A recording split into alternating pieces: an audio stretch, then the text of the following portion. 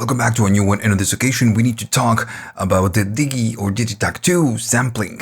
I have a tiny little sequence right here, and we're gonna use it in a couple of minutes. So you can sample whatever you play back from your device or whatever you manually play with your keyboard. And if you're using it as an interface, you can sample through USB, but you need to use it as an interface. And you can also sample whatever you connect at the back through the inputs. So to start sampling, you need to press this button, and this will take you to the sampling screen. And right here with this one is one of the most important controls, because with this one you decide what you want to sample.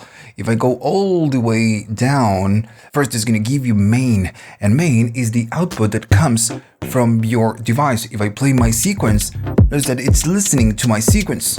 And if I maybe play an individual instrument, is listening to that. So whatever it is that you want to record, if you see it grooving right here on the meter, it will record it. If it's not moving, it's because it's not listening to that part. So when you go to main, whatever that comes out of this device is what you're going to be sampling. If you keep moving, you can see that you have the USB.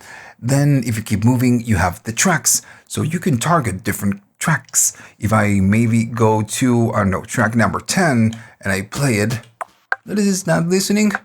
So all of this means that it's not listening to that track. It will not sample it. But if I go to the track number 1, which I guess is a kick, it's listening. So this will be sampled. And right here you can target all your 16 different tracks. And at the end, you will have your NLR, which is whatever you have at the back as an input. We will use it in a minute. First, I'm going to go all the way back to main, and I want to sample my sequence. So this is the first thing. You select the source you want to sample. Then you have the length. At the bottom, you can select how much you want to record. By default on this device, you can record up to 66 seconds. Not more, but you can do less if you want to, and target, steps, for example. Depending on what tempo you have on your sequence or your pattern. So if I wanted to maybe record 64 steps, as soon as I start recording, this will start playback and it will stop at 64 steps of whatever it is that you have on your project tempo. In this case, I'm going to go to max, which is 66. Now to start recording, you have different ways. First, I'm going to go and press yes, and notice that it says yes, big, record now. As soon as I press yes, it will start recording. It doesn't matter if you're playing something or inputting something or talking or whatever. It doesn't matter.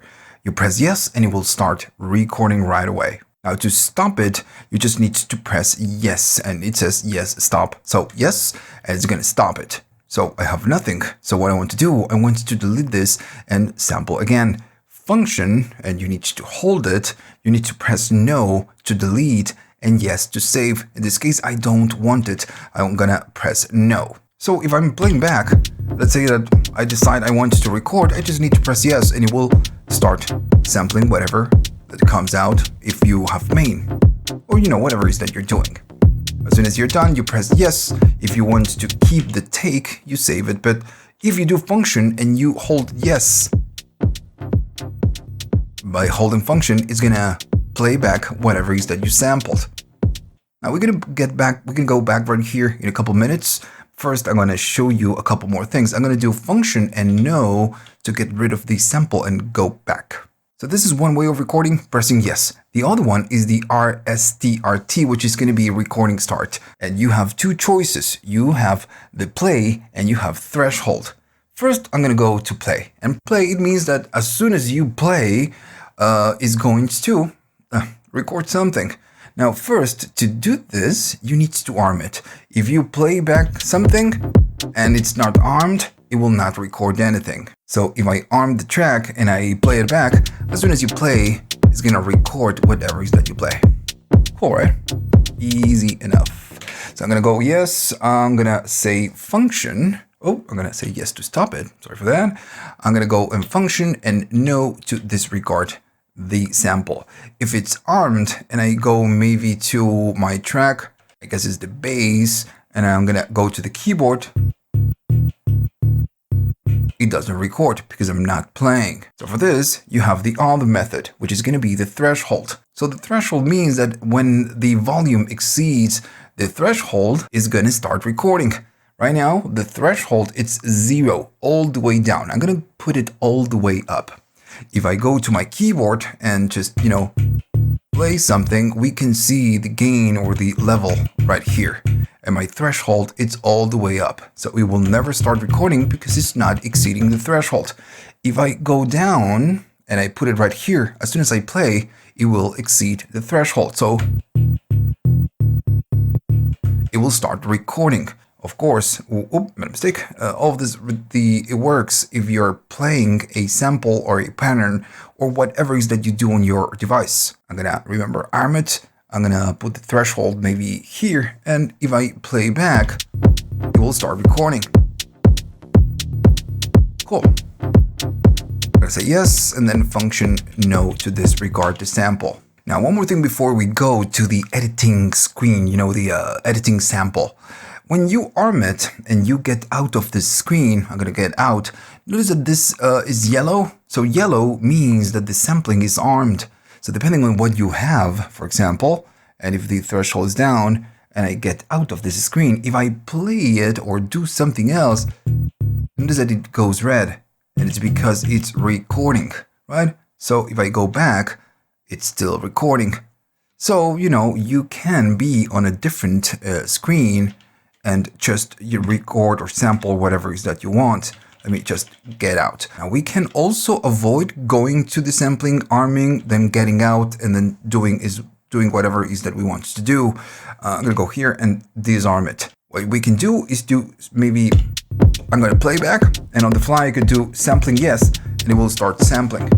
So this, what it does, sampling and yes, it will arm the track. I'm gonna stop it, I'm gonna say yes, and I'm gonna say function and no to delete. If I get out, it's disarmed. I'm gonna go yes, sampling, yes, that is yellow, so it's armed. As soon as I play back, it will start recording. Okay, since now we know how to record or sample something, we need to talk about what happens to, whatever it is that we sample. In this case, I'm gonna arm the track and I'm gonna be pressing play, and I'm gonna wait for, 10 seconds, maybe less. And whenever we are ready, we just press yes. And this will, of course, show us this section. So right here, you have most of the actions right here at the bottom. And remember, we can do function yes to audition whatever it is that we sampled. Easy. Now, then you have your trim. You can trim the start of your sample and you can trim the end of your sample. And I know I'm not telling you anything new with this one because, you can see the controls right here. With this one, you zoom, right? And with this one, you can change the position of whatever it is that you zoom. Now, things that you don't have here on the screen is that if you press the left, it will take you to the beginning of your trim section. And if you press the right, it will take you to the end of your trim section. Another cool thing that you can do is that maybe if the waveform is way too much, or maybe it's not too much, what you can do is to hold the function and then go to the F. And if you move it, it will go up in the waveform. Now this, or down, right? So this is not going up in the gain or normalizing. It's just showing you the changing how the waveform looks. That's all. And then if I do function, I'm gonna maybe zoom out. If I do function, hold it and move the G, is going to change your trim section. So maybe if you want to make smaller and then adjust whatever it is that you want to do or want to select, you can move it. Now, of course, when we do function and we do yes, we audition the selection. At the top, you have different play modes. The first one is going to be forwards, and I'm going to go all the way down. It's forwards. I function, press yes, it's going to play back. And I'm still holding, and it will end. Now, the next is loop. If I do function and I do yes, it's going to loop our selection. As soon as I release, it will stop playing back. The takeaway from this is that I always need to do function yes and hold it in order to play. As soon as I release, it will stop playing back. Now the next options are going to be forward, but then with the line at the bottom. This means that when I do function, yes, it will play back until it's done. So I don't need to hold it. Same option right here with loop. If I do function and yes, it will loop until I stop it. And right here, you can change and adjust your trims and, try to do a little bit better with whatever it is that you select after you sample. So, it's just a little bit easier. All right. If I want to stop it, I do function and yes, and it will just stop it. Let's say that this is what I want to save. Just pretend, and I'm going to say yes, and it's going to ask me, okay, what's the name? I'm going to say function no to delete, and then I'm going to go and say function, and what I want to do is just face whatever. Once I'm ready, I'm going to say yes, it's going to save, and then it's going to ask you, do you want to assign it to a track? If you want no, it's going to skip it, but still it's going to save the sample. But if you want to assign it to a track, you just press the trigger and it's going to assign it to that trigger. And if I play it back, is that we can hear it. Now the next thing is going to be sampling something from the outside, like this tiny little synthesizer that I need to review. Okay, so when you plug something at the back, you can go to function and then mod, and you need to go through the mixer first. I'm gonna get out of here, it doesn't matter, but I'm gonna do function and then mod. And if you use the arrows going down, it's gonna take you to not that one, to the external mixer. Now this synthesizer, it's working, and I'm just gonna be playing something, and nothing comes out. If I go up on the input, we can hear it, right? So I'm gonna go up. So there we go, a little bit better. So if I go all the way down, we don't hear anything. So this is the external mixer. We can even use the effects of the Digi or DIGITAKT to, of course, hear the processed sound. Now, why am I showing you all of this? It's because when you sample something through the in, you can sample whatever that comes in without going through the mixer, or you can sample whatever that goes through the mixer. Now, let me show you. I'm going to go to the sampling screen. At the top, we need to select, and I want you to notice that at the bottom it says mon, and it says none available, and A. Well, I'm going to keep moving until I see the inputs at the back. It says in LR. Then at the bottom, it changes. It says post, or it says pre. Pre-mix, it means that it's not going to the mixer. If now I play something, notice that we can hear it. If I do function and I go to the mixer and I go right here, we get a message. It says to enable external mixer, set monitor to post mix. And again, it's because we are trying to sample something that goes in without going through the mixer. And we can record this if we wanted to. I'm going to be arming it. And remember that we need to set the threshold. I'm going to set it low, and I'm going to be recording something simple. And once we are done, we can function and audition this. Right? So that's one thing.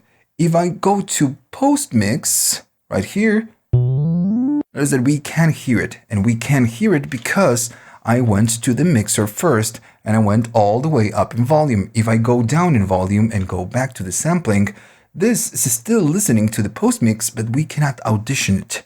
No sound comes out, so I cannot hear whatever I am recording. So you need to go to the mixer and do your magic. You need to configure the ins. If you want the balance, if you want some effects, I'm going to say yes, whatever, doesn't matter. So now if I play it, we can hear it, and we can go back to the sampling. We're going to be sampling whatever that goes through the mixer, and and presto. Oh, made a mistake. We have a new sample, and I know I'm not doing anything challenging. It's because just want to show you how this works.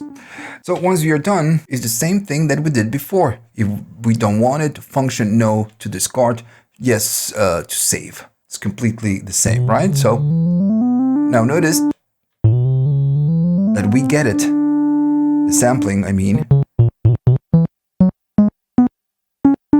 And all right, so that is it. I wish it could be more, but it's just very simple to sample on this machine. Just like, the Mark 1, everything is just very simple to do once you understand how it works. So if you liked all of this and you learned something new, remember to, of course, like the video, please. And subscribe if you can. And if you want to buy me a coffee just to say thanks, you can. You have links at the description for PayPal, YouTube Thanks, and Patreon.